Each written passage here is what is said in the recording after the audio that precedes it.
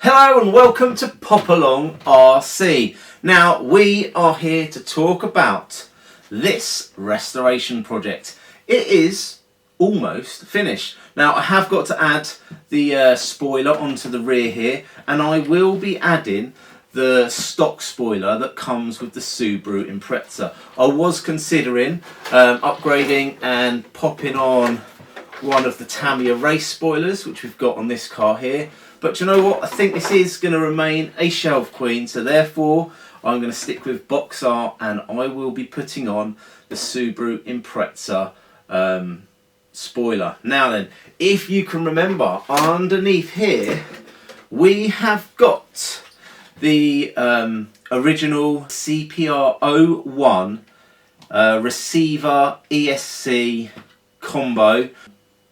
I did say I needed to go on the hunt for a transmitter that I could run with this car. So I did go out to the garage and I found a couple of radios. So the first one I discovered was this one here.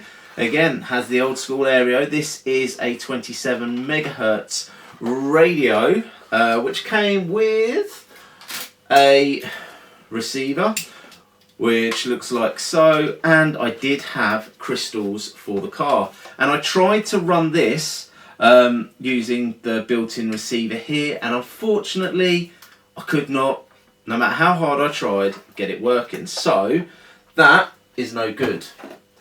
But I also had a couple of these. Now these are the radios that used to come with the Losi Micro T buggies, and I had a few of these because we had a few friends that got them, and similar to the Comet Racing and the Vantage Racing, we ran evenings at a local community hall racing the Micro T buggies, and you know what, that was super fun back then. But I did have a few of these radios left over, so I found a crystal, I matched them up, and believe it or not, we now have a car that works. So this is fully working.